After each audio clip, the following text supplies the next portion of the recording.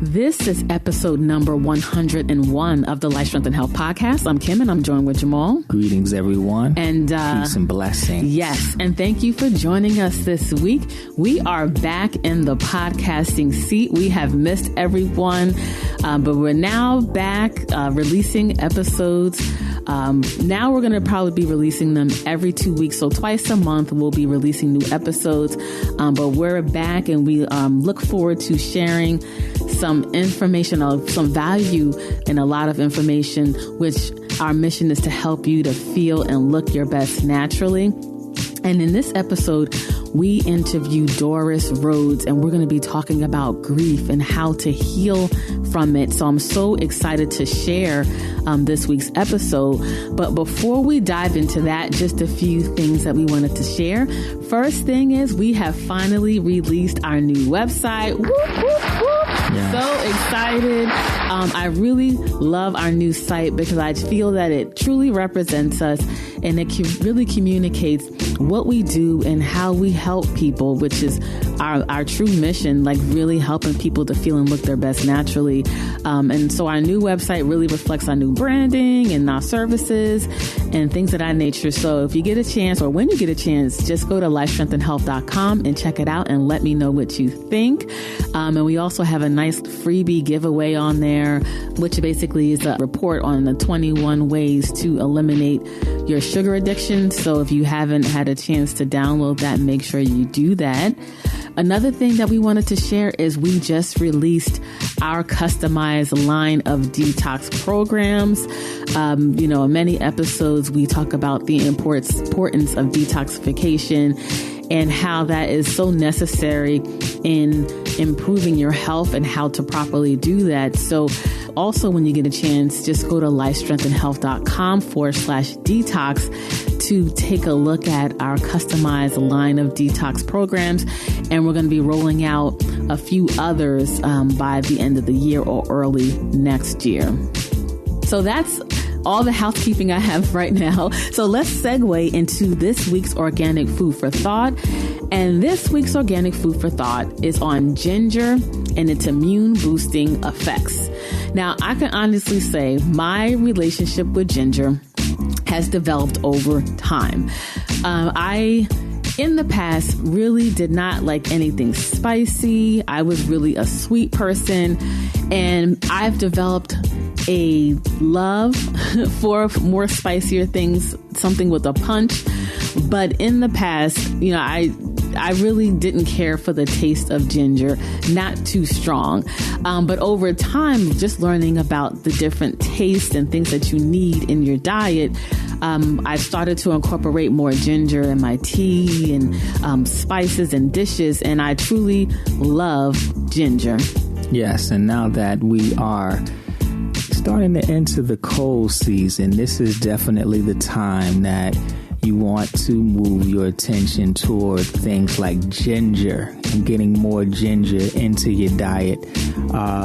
We're moving into the cold and flu season, right? So you want to start naturally doing things to boost your immunity, and ginger should be a part of that process. Right. Like as Jamal said, we're moving into, at the time of this recording, we're moving into where we are into early fall. And so ginger, it's the perfect food to add on during the colder months because it warms the body and it helps to increase our circulation. Yes. Another thing that ginger does is it detoxifies the lymphatic system. And the lymphatic system is a major part of your immune system. It helps to eliminate, or there's channels in your body to help eliminate toxins and other things from your body. And if you have a sedentary lifestyle, if you sit at your desk a lot, if you don't move a lot, your lymphatic system could be sluggish. Right. Another thing that ginger helps with, it also helps to decrease inflammation. Yes. During these seasons and it gets colder, a lot of times people get stiff in their joints and things like that. So this is going to help to warm your joints, your body, increase circulation, have you moving better and feeling better. Right. And the last thing Ginger also has been shown to help improve infectious diseases. Yes, and don't get that confused with it cures infectious diseases, because it doesn't. However, if you're dealing with things and you want to, increase your chances of fighting it, especially faster, you want to incorporate more ginger into your diet overall, in addition to whatever you're doing for your healing. Right, and ginger can be consumed in various forms. You can have fresh ginger root that you normally see in your produce section of your supermarket or farmer's market. You can consume ginger as a spice in the powdered form. And then you can also consume ginger as a supplement. Right. And you can also have it as a tea as well. You can make ginger tea. Right. I like all of the above. Another thing that ginger is really good with is digestion. Mm-hmm. So when you have it as a tea, now we're focused more on the digestive system and calming the digestive system. Really good for nauseousness and morning sickness for pregnant women. So ginger is a power food. Yes. Powerful root that you need to incorporate in your diet. I also like the spice, like just sprinkling it on our different dishes and things like that. It's delicious. Yeah, it is. So add ginger to your winter eating regimen. Yeah, definitely. So now let's segue into this week's episode. And I'm really happy to share this topic. Being in the holistic health arena, when clients come to us with health challenges, a lot of times we show the connection between emotions and imbalances within the body. And one of those emotions is grief and the havoc it plays on your health, on your choices, on your mood, on your mindset. And sometimes people come to us and they don't even realize that they're suffering from grief.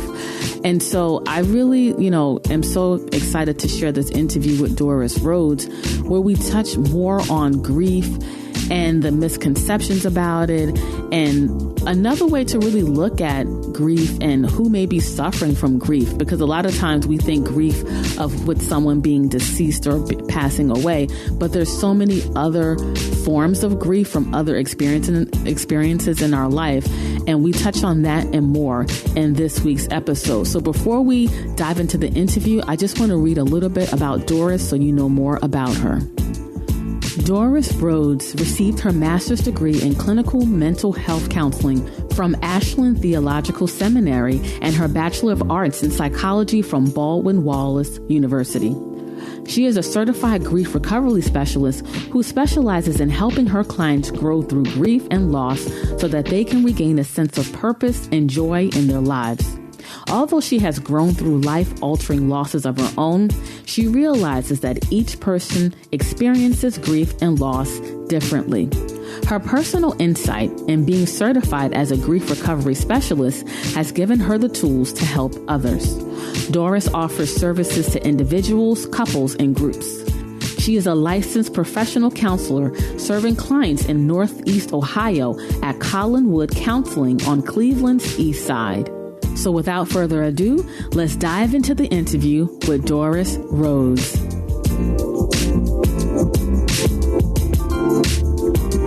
Today we are joined by Doris Rhodes. Doris, how are you? I'm well today. How are you? I'm doing great. So greetings, Doris. How are you? I am well. How are you today? I'm good. Great to have you on. Looking forward to this particular topic. Yes. So am I. Yeah, we talk about a lot of different things on our shows. We just recently went over 100 shows, and I can honestly... Oh, thank you. Thank you. Yeah, and I can honestly say we've never spoken anything in this area before, so I think it's always great when we get a chance to talk about something totally new, right? So Doris is a grief recovery specialist, right? And I remember when you first told me that, I just was so intrigued by it because I never heard of that before. I mean, right. I've heard of people getting counseling for grieving. Maybe that's who they were going to, and I just didn't know. But I just assumed that it was, just a standard therapist. I didn't realize that that was a area of specialty. And when you think about it, it's like an aha moment. Right. Like there needs to be this type of help out there, because grief, if you don't get past it or release it, it can affect you negatively your entire life. Right. Yeah. And physically. So question, what led you on the path of becoming a grief recovery specialist? Like, tell us your story. Okay. So I'm glad we have some time to talk about that and also talk about my story, because it is a long one. And so bear with me here. So the way I look at things in the West, when I say West, I mean the United States, we're taught to acquire things, and we even acquire people in our lives. We get friends and we get married and different things like that. But not a lot of attention is placed on how to process feelings that come up when those things are no longer in our lives. And so my life pretty much has been impacted by many losses. And I can start with the murder of my sister and my nephew when I was 8 years old. Wow. And I remember asking my mom, why am I here? Sometime after that incident. And then the decade of the 90s, when I say decade, I really do mean the decade, because in 1990, my father died from complications of diabetes. Mm-hmm. And then in 1994, my mom died from lung cancer. Mm. And so to add on to that, in 1996, my 11-year-old daughter died from a bacterial infection in her blood. Wow. So it took another 4 years to 2000 for me to just kind of feel like I was able to stand again on my 2 feet, because that I had no time in between those deaths to really recover fully from the one prior. Yeah. So then, add on to that romantic breakups. And then more recently, the deaths of my oldest and youngest brothers in 2007. So, I've been dealing with complicated and compounded grief, most of my life. So it really wasn't until after the death of my daughter that I decided to get some help. Okay. Mm-hmm. So I was referred from a friend at work to a group called Compassionate Friends. Mm-hmm. And this was a peer-led group, meaning that these were people who also had children die from various reasons. And so this wasn't a professionally led group by a group of counselors or therapists or anything like that. So one of the things that I found out was that this particular group, we talked a lot about the death. We stayed in that pain. It was similar to, I guess, an AA meeting where you go and you say, my name is, and this is what the story is behind the death. Mm-hmm. And I found that to be just overwhelming, and just to continue each month to stay in that pain and continue to talk about that pain. And I just began to wonder, well, how do I ever get better? Because they weren't talking about how to get better. They weren't talking about moving on and being able to live and enjoy life again. Mm. So I had to stop going to that group. And so I went maybe about 3 months. And so I said, okay, I'll start going when I am feeling better. And I want to share some of the good things that are happening in my life. And so maybe about 8 months in after that, I did some things were turning around a little bit. And so I would go and share those things. And it was not well received, which was confusing to me. Yeah. So I said, okay, then this really isn't the place for me to be. And so I just, I stopped doing that. The counseling, I definitely stopped prematurely because I was just angry. I was angry. I was resentful just at the whole situation. And so I definitely stopped that prematurely, not knowing that it may have been able to help me, process the pain and the emotions that I was feeling. So at one point, I started attending a mega church back in, I want to say 2011 here in Cleveland, Ohio. And one of the things that church does is they have a community outreach program. And in order to serve on these different ministries, one of the criteria is that you take a grief recovery class. Wow.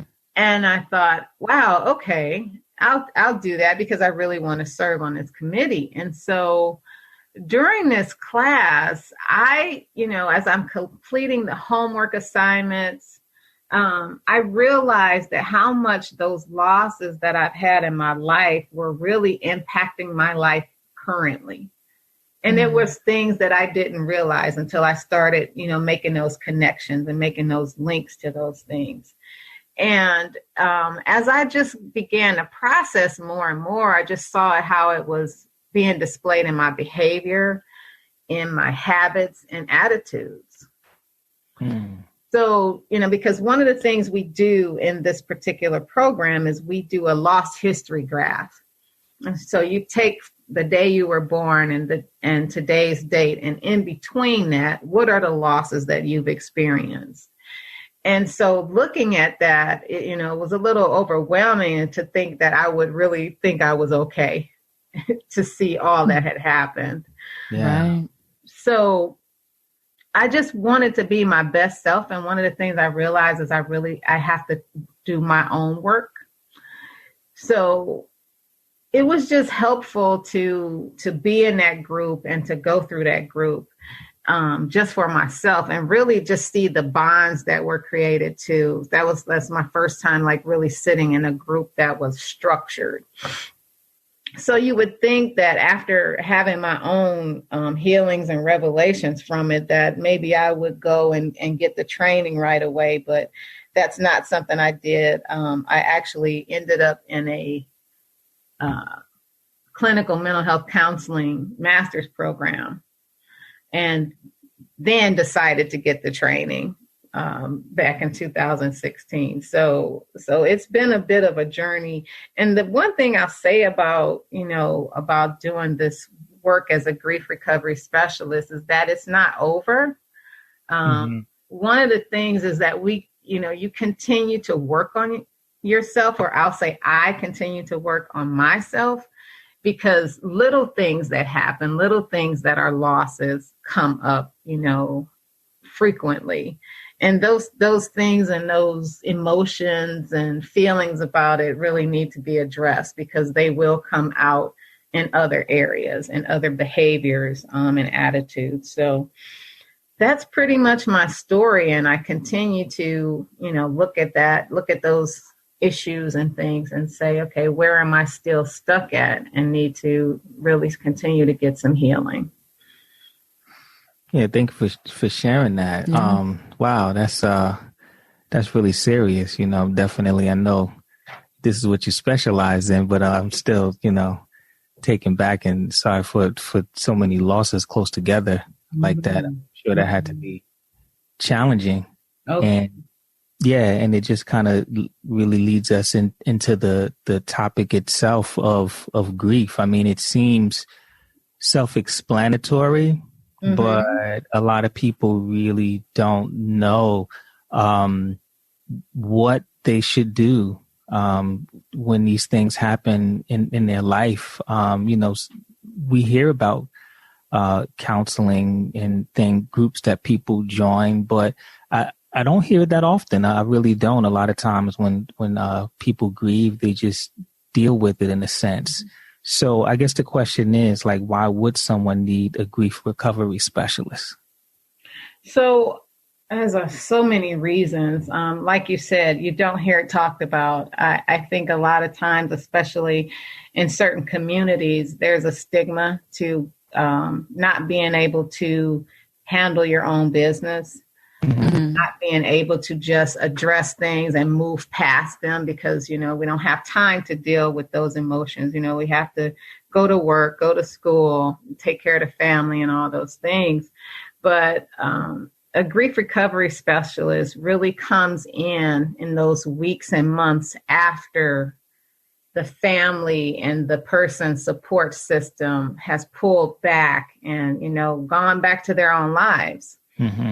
Because a lot of times in those initial weeks and months after the death of someone, I'll say the death of someone, because usually when we're talking about grief and loss, that's the first thing that comes to a person's mind is the death of a loved one. Yes. You have people that, they're there for you. They're strong for you. They check in on you every day. They bring food over, they call you and you feel supported, but it's after that initial time where, you were so busy planning the funeral and making sure everything was being done for everyone else. And you really kind of still in a fog, still in that blurry time. So when those people pull back and go back into their own lives, being able to continue to talk with someone about those feelings that are now starting to come up, those emotions that are now starting to come up, because the realization of that loss starts to set in. And so you look around the house and there are all these things that, remind you of this person. Or if it was in the case of my daughter, it was a particular time of the day when she would have been getting home from school. That was a trigger for me.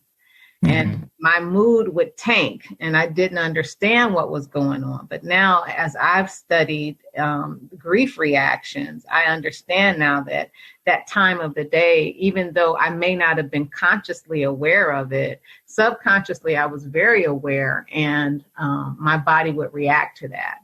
And so the specialist really is there to walk with that person and just listen compassionately to their story, and help them to take those small steps. They're going to every day help them to recover. So you bring up some really important points. When I just think about the typical process of, you're right, a lot of support in the beginning, people bringing food, people calling and checking on them. And it seems to just kind of be, I don't know, a sense of a person they do it for, a few weeks. Some may even do it for a month or so. And then, everyone starts to kind of pull back, and then you're just kind of left to now really deal with everything. And just in you saying it and hearing it, I can already see the value and the importance of having that kind of support, like after that happens, but also just to, be mindful of the process and not be so quick to kind of pull back and just assume that a person is okay just because they've kind of, moved on with their daily functions in life. Right. I also have a question. Do you find that some people who maybe they want to avoid the pain, and maybe that's why they don't address grief? Do you ever find that? Absolutely, Kim. That is, I think, in my opinion, that really is the number one reason, because who wants to be in pain? We'll do anything at any cost to avoid that, especially emotional pain, because where have we been taught how to process and how to deal with emotional pain? If anything, it's, you'll get over it, just going to take time. Or, for a person who depending on their religion, they're told, to just pray more, read your Bible more, do more of those type things. Just keep yourself busy, and, going to our religious and our religious beliefs and our faith systems are very important, because for a lot of people, that is their foundation. And that's something that they've used in the past to keep them afloat. But the issue is that if if there's no other resource and that resource isn't enough, that person really is left to, well, where else do I turn to? Because a lot of people, believe it or not, when they are grieving, depending on what the loss was and how the loss happened, they may actually be angry at their faith. And that's something that they can't go to right away. They have to build that. And so it's their support that they need that. Yes. So how will the person know if they needed to meet with a specialist? So there's a few reasons that a person would definitely do that. One is when we were talking about their support system going away. So those months and weeks after, when they're saying, okay, I'm still not functioning here, I still need somebody to talk to, because our typical support system of family and friends, a lot of times they don't want to hear any more about it. They really want you to be okay, because they're uncomfortable with talking about death, with talking about that person that's no longer there. So they really want you to be okay and you to move on. So you don't want to talk about that anymore. So when they've maybe used up and maybe feel like they've become a burden to their friends and family after some arbitrary time that, people make up that they should be okay. Yes. And then also, like, one of the things that people need to know is that grief and the emotional responses that they have are normal and they're natural, because, it's something that's no longer part of you. And so many people experience sadness. They have difficulty concentrating. They're in this little fog state. Sometimes there's a sense of just numbness, just not feeling anything anymore. And the emotions can go up and down, up and down. They have changes in their sleep, changes in their appetite. And so although those reactions are normal, talking to the family and friends may just not be enough. And so when those symptoms begin to impact their daily living, so, they're not being able to get out of bed, or they're not cooking for themselves, or, they're finding themselves crying at, the time of day that they would have been doing this particular thing with this person, or just really just not being able to function. And people, we know when we're not functioning at our best. Yes. And that might be a time when they should seek to get help. And especially when they're starting to have feelings of guilt, like they could have done something differently to have a different outcome. And in cases where they are, considering killing themselves, those are definitely times that they need to reach out. And now that I'm thinking about it, you're just bringing up a lot of thoughts around this that I'm just considering for the first time. You mentioned being angry with the person that passed. I would imagine that would be difficult, talking to friends and family about you being angry, because you would feel so guilty. Yeah. Right? With talking to someone, you feel angry that they passed away, or you were angry with them for whatever reason. I would imagine that would be hard to, just to talk to the average person, because you don't want to be judged in a sense. So to have a professional to come in to be able to, I guess, voice like those, parts of the grief, I'm sure that's important as well. Absolutely. Absolutely. Because you really said a lot there with a person, if they're siblings, we'll talk about siblings, and if they experience the death of a parent, they're going to have a different reaction depending on the relationship that they had with that person. So if they didn't have a good relationship with them, they may, say, okay, well, they died and that's what happened, and they just move on from it. And another sibling, was very close to the parent, and they are just, distraught with feelings of sadness and guilt from what happened. But, it's it's a tough situation to be in, because the person doesn't have that freedom to be able to express those emotions. And so what do they do with them? They bury them and put them on a shelf somewhere for, okay, I guess got to move past that because I can't talk to so-and-so. And so then the conversation and the relationship with those people change. Right. Based on not being able to share and be feeling free and secure enough in those relationships that I can express what I need to. And like you said, not be judged, not be looked on as, well, what's wrong with you? How could you say something like that? So, yeah. Do you ever come across, just thinking, because it's complex. You ever see a situation where a person didn't handle their affairs? Because we see this all the time. Someone didn't necessarily handle their affairs, so their spouse or a loved one, they're kind of stuck with the bills and all of the cost of everything. So the person passing has left a tremendous financial burden on a loved one. Do you see a lot of anger and resentment that comes just from that happening? Absolutely.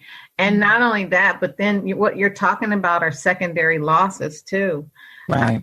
Because people don't plan for that inevitability. We all know that we don't get out alive. There's one thing that's for sure. And so we definitely, it would be in our best interest just to take that burden off our family members when we die, is to have that plan out there. But that secondary loss of that person, where they may have been the person who, in some households, people are just a one income family. And if that person that died was the person that made the income, then now the spouse is left with not only the funeral expenses, but how am I going to take care of this household? Mm-hmm. So now there's a death and there's a financial loss. Mm-hmm. And so being absolutely angry at that person that you didn't take steps to take care of us and make sure we were going to be okay when you were no longer here. Yeah. Right. So sure. So up until this point, I know when we talk about grief, we're talking about loss, mm-hmm. Death. Mm-hmm. Are there other types of grief that would also need a specialist to help with? And I will say yes. So when we talk about loss, like you said, a lot of times our first thought is someone dying. But there are over 43 losses that we can talk about that a person actually grieves. Wow. One is the actual loss of a job. Yes. If you think about it, so now you've lost your job and you've lost your finances. Okay. So let's talk about a loss of health for a person who has been diagnosed with either a chronic illness or something that is terminal. Okay. So you just imagine the thoughts that race through their minds and the things that, they start having anticipatory grief about the things that they're no longer going to be able to participate in, or being able to see their daughter graduate or get married and things like that. You have people who experience the loss because of a divorce, mm-hmm. especially having been married for, decades long. These are decades that you've poured into a person. Yes. And all of a sudden, everything that you did, said, and believed about that are now taken away. They're now gone. So even pet loss, and this is something that I think a lot of people don't pay a lot of attention to area mm-hmm. as well, is pet loss, because a lot of us have pets and they've really become members of the family. Mm-hmm. And when those pets die, it's important for friends and families of people who know of folks whose pets have died to acknowledge those deaths, just as they would the death of either like a family member, because that pet is a family member. Yes. Yeah. So, yeah. And so definitely other types of losses. There are other types of grief. One of the ones that I mentioned was the anticipatory grief. So that's just where a person, like, say, for instance, I'm dealing with a family member who has a terminal illness. And I know that, there's going to come a day when they are going to die. And so there's that anxiety that comes with it, that's anticipating that, they are no longer going to be here. And so it's so complicated. Like you said, it can get very complicated and complex. Yeah. I mean, you just, cause we know these things, like all of these losses that you're naming, but just when you really put it in perspective, and you think about that, does bring all of those areas, brings a tremendous amount of grief for people. And because it's in a lot of cases, it's almost can be worse in a sense, not comparing it to death, but you get like death, you're automatically going to get a certain level of support. It may not be as long as you need, but for a lot of these other things, it's just kind of like, oh man, sorry to hear that. And that's probably the most you're going to get out of the situation. And you don't get that same level of support when a person can really be, going through a lot. Do you see that? Yes. And what you bring up there is something that we talk about is disenfranchised grief is really a good segue into that, where the person that died, it could have been something from stigmatized issues that are in our society, such as a death by suicide, overdose, or, drunk driving, or in the commission of a crime. So now those losses, those deaths, how many people will talk to you and tell you, well, my brother committed suicide, and feel comfortable in sharing that with someone. Right.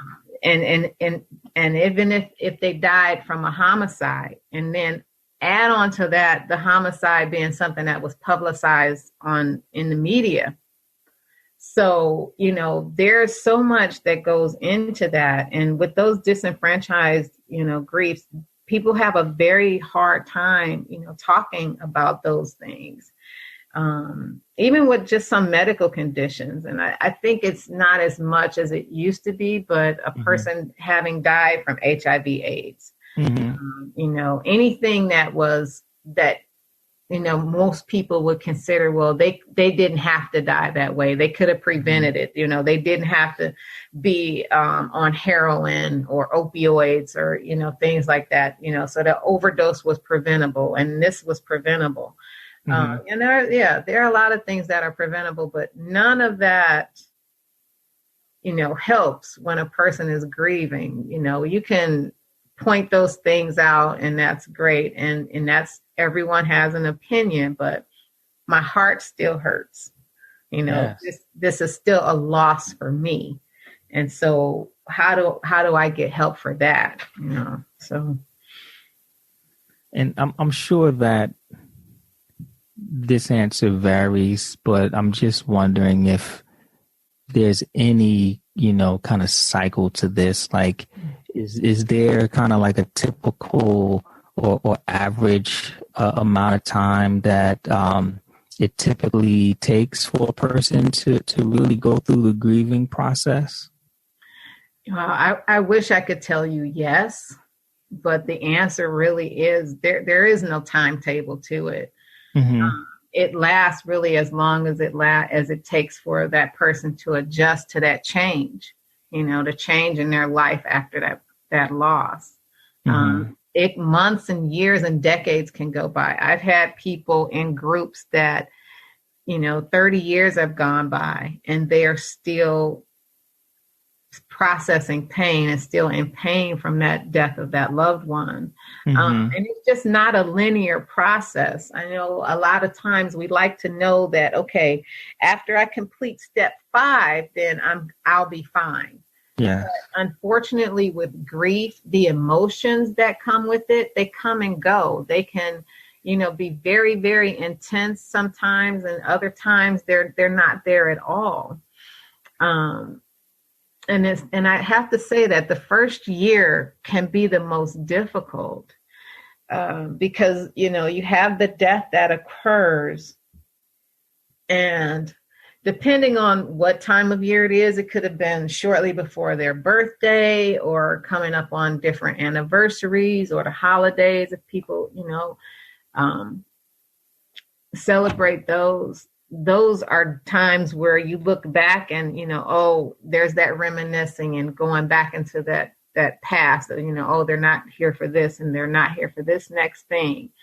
So a lot of times people will spend their time with thoughts about their loved ones and what they're going to be missing out on in the future because, and so I often find with people that they have a hard time with living because the life has stopped for their loved ones. So how can I have joy in my life? How can I continue to experience joy when they are no longer here?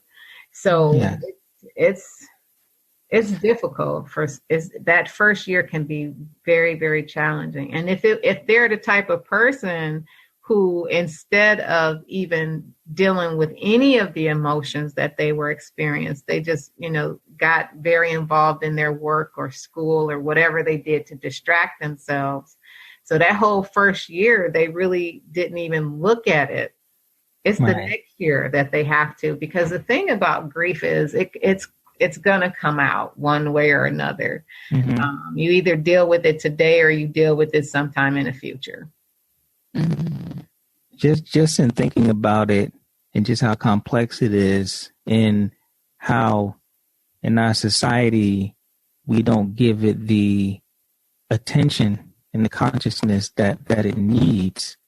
And I know this can't be across the board, but it just seems like there needs to be more sensitivity when it comes to employment and loss. Like typically when there's a loss, a person, they'll have, they may take at most that I usually hear, people might take a week off from work, but typically, a couple of days that they actually might take off, and then they're expected to kind of get back to work as usual while they work through this, but there's nothing in place to deal with that, just from what I'm hearing. And if you have that time to yourself, and you just don't have to jump right in the swing of things, at least from death, it just seems like it should be something in place to assist with that, especially if something negative happened for that person to be let go, right? And when you say that, typically that a few days or a week maybe to do that, and that really is what happens. And so they're expected to come back to work. And if they were a high performer, the expectation is that you continue to be a high performer. Well, but they come back with pain. They come back with sometimes regret, with guilt, with the fog. They're not able to concentrate. They haven't slept well. They may be coping using drugs or alcohol as a coping mechanism. And so they're broken. So you've got this person that's back at work who really is not there. And oftentimes, I can even say just for myself, having gone back to work, oftentimes other people would be the closest thing for me to lash out on. And that's what would happen. And it really wasn't them. It wasn't them. It was just they were available for me to take out those emotions that I was holding on to. They were there. Right. Yeah. Yeah. I mean, maybe we'll see something like that in the future, even if it was just like, just kind of like when you go on a maternity leave where you have a certain amount of paid days for that. And then after that, your pay is reduced, but it's all like excusable days, so that you can really take more time to just kind of deal with things and try to bring a level of balance before you have to just jump back into the thick of things. Also, if you know someone that was terminated, kind of, not just saying, oh, you'll get another job, girl. Like, really say, like, are you okay? Or just be mindful that it may not seem traumatic, but maybe for them, it's embarrassing. Some people have shame. Mm-hmm. A lot of people, they have shame. Or if you equated your profession with who you are, if you had like this top executive position and then you're terminated, that all those emotions that come with it, that's important to be mindful of. I think too, one of the things that would be helpful is, as those of us who are grief recovery specialists or work in this field, to go in and talk to organizations about that.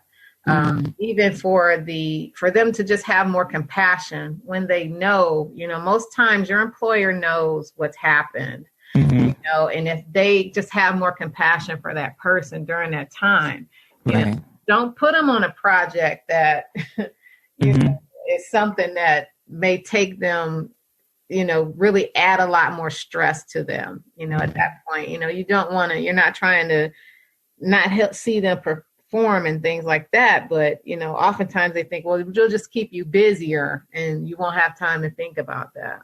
But yeah, this has also got me thinking about the impact that the last financial crisis that we had when the economy pretty much collapsed. What was that? 2007, 08. Yeah. A lot of people were depressed. There was a lot of suicide attempts. There was a lot going on around that, so just thinking about just everything that you're saying and making the connection to that, like that was not necessarily an extreme case, but more a case of we're seeing large numbers happen at the same time. So we hear more about the impact that those types of things have on people. And even though that was kind of a massive thing, these types of things are happening every day where people are taking these huge, losses from their job or financially in their lives. Mm-hmm. Yeah. Yeah. So my question is, when a person is grieving and they need to work with a specialist, does that process help kind of speed up their grieving, or is it one of those things where it makes it more comfortable for them and it helps support them in dealing with it better through that process? I would definitely say it's the latter, and helping them move through the process and supporting them, because one of the things that a specialist is going to do, and also a counselor or therapist, is going to help to normalize the person's feelings and the emotions that they're having during that recovery period. It's going to the specialist will definitely help them to identify behaviors that they've started since that loss that they may be displaying, and that can range anything. They could be biting their nails, eating more, shopping, just isolating themselves. Yes. Help them to process the unspoken communication and unfinished emotions that they had with that person. Because oftentimes what I have found is that people, there are things that people wish they would have said, and so they're left with a lot of regret. And so those things need to be processed. And they can also be thrown back into that original pain. Say, for instance, at the year anniversary of the person's death. So that's something that would prompt them to say, okay, I might need to get some help. And it's cyclical. They could be fined for a few years, and then all of a sudden, if they have some other type of stressor in their life, it could trigger them back into that pain if they had not processed it. So the hope would be is that if they did work with a specialist, that they would be able to go back and utilize those tools that they learned. Right. I see. So when someone, so the process of dealing with grief is one to face it and kind of deal with how you're feeling, creating a space where you can address it. Mm-hmm. But then is it like just time is just the true test, and then over time, the triggers that you experience, it just won't, you could still function in your life, you could still live and be happy. Is that the case? Because it seems like there always will be triggers. You know what I mean? Mm-hmm. It's a combination of those things, actually. So just the passage of time is not necessarily healing.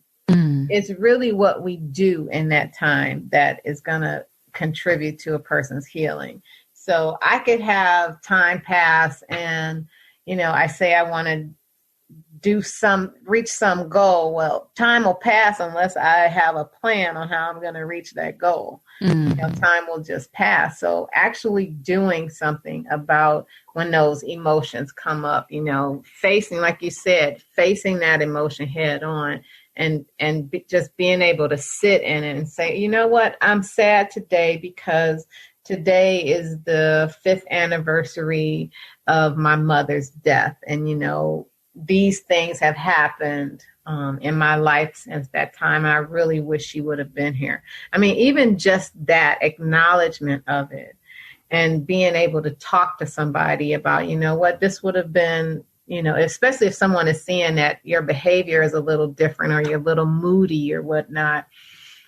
Just being able to tell them, this is why, I've been a little moody this week, and like, oh, okay. And maybe they'll sit there and listen to you, because maybe they didn't know. Mm-hmm. So. All right. Okay.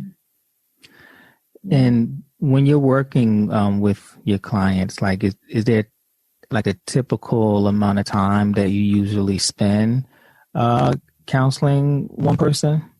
Well, using the grief recovery method, because it's structured individually to work with a person for 7 weeks. Okay. So, but in that time, there's a lot of work that they're doing. They're doing a lot of homework. They're doing a lot of reading.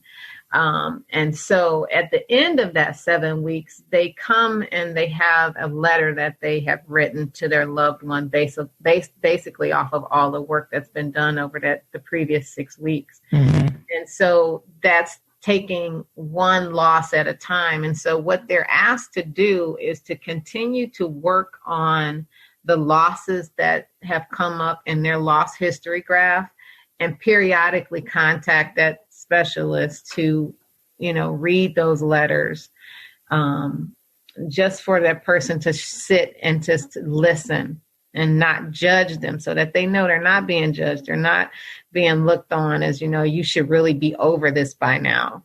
Mm-hmm. Because that's just not the case with everyone. Some people, they can move through loss, and be able to reconcile their feelings and emotions more quickly than others. But it's the ones that aren't able to, that really need to reach out and get some assistance. But during that process, though, you're providing them with the tools that they need to deal with it. So maybe your time is up in 2 months, but now they can, they'll know what to do when they're feeling and dealing with certain things. They'll have tools to go to and to resort through to assist them. Is that how it works? Yes. Mm-hmm. Mm-hmm. Is there ever a time where someone will, or is it not structured like this, where they may say, okay, we've done our 7 weeks, but I want to keep going. Let's continue to work together for a little longer? Mm-hmm. Absolutely. And because I am a licensed professional counselor here in the state of Ohio, I continue to work with people. Mm-hmm. A lot of times they'll come in with, either depression, anxiety, but you find out a lot of times that there's a traumatic history and a lot of times they're grieving. And so that's an underlying issue for them. And so, yes, we will continue to work together. And if a person wanted to continue to work using the grief recovery method, we would do that. We would just continue to work through those emotions. We would continue to work on what other tools are out there that they can use, and to continue to write those letters and get those emotions up and out of them. Right. Okay. Yeah. So I know that a lot of people listening probably bringing up a lot of thoughts for them of different things that they've dealt with and may not, be over. And I'm sure there's people that are listening that may be even grieving right now. Is there a technique or some type of tool that you can give the listeners, just kind of an introduction to dealing with grief? That they can implement on their own? Yes. Okay. Absolutely. One of them, I think the best one really is to really talk about the loss and to identify and address those emotions that come up. Because once people start getting busy with their lives, they don't necessarily go back and address it. And to not let the death of their loved one overshadow their life. Mm-hmm. Because we tend to, have this negative view on things. And so we'll focus on that last moment, that last thing, which is the death, where the person had so many years before that where they were alive, and we don't remember that because of the pain. And so definitely talking about the loss and breathing. I can't tell you how often I hear my clients say that just using a deep breathing exercises help calm them down. And what it does is helps to ground them and bring them back to the present. Because where we go with grief is we go back into the past. And so, we spend a lot of time back there, and back there is just a lot of depression. And so in order to get them to a point where they're more grounded, that breath, concentrating on breathing and doing some deep breathing can bring them back and keep them grounded in the present, so that they realize that, that experience is not happening right now. Yeah, thank you for that. That was powerful. And, the breath, we talk about it often. So many people just neglect the power of being conscious of breathing and not just, letting it be. We actually had a breathing specialist on one of our shows, and she spoke about these aspects. So I'm happy that, you're bringing that up and bringing people back to the breath and how important it is. Mm-hmm. Yeah. So for the people out there that want more information from you, they want to follow you, they want to reach out and contact you for services, what information can you provide them today? Well, today, the best way to contact me is on the phone. I really am old school, and I prefer a phone call. So I can be reached at area code 216-586-4377. That's my business number. So that really is the best way to contact me. Okay. Yeah, and I'll list that in the show notes pages. Yes. And is there any email or calling is best? Calling is best. If they did want to reach out through email, it's my first name dot my last name 2016 @yahoo.com. So Doris.Rhodes 2016 @yahoo.com. Okay, great. Yeah, and that'll definitely be in the show notes. Incredible show. I'm really happy that we had you on. This is going to help so many people. Yeah, I had a chance to really talk about this. And just to, lighten it up a little bit, just from everything that I heard tonight, your business should be booming, right? I really appreciate the opportunity to talk about this topic that is really not talked about enough. Yes. No. Yeah. Okay. Well, thank you so much. Thank you for joining us. Both of you so much, and much continued success on your podcast and everything that you're doing with the wellness, and just really helping us all get to be our best selves in every possible area of our lives. And I just appreciate everything that you all are doing as well. Well, thank you. Thank you. Yeah, we'll talk soon. All right now. Thank you. Bye-bye. All right, bye. So that is the conclusion of our interview with Doris Rhodes. Hopefully you enjoyed the episode, but most importantly, you received value from it. And before we go, make sure to check out our customized detox programs. You can access that on our website. Also, make sure to check out our new website. Let us know what you think. And for the show notes page to this episode, it is lifestrengthandhealth.com/101. And on there, we will list Doris's contact information.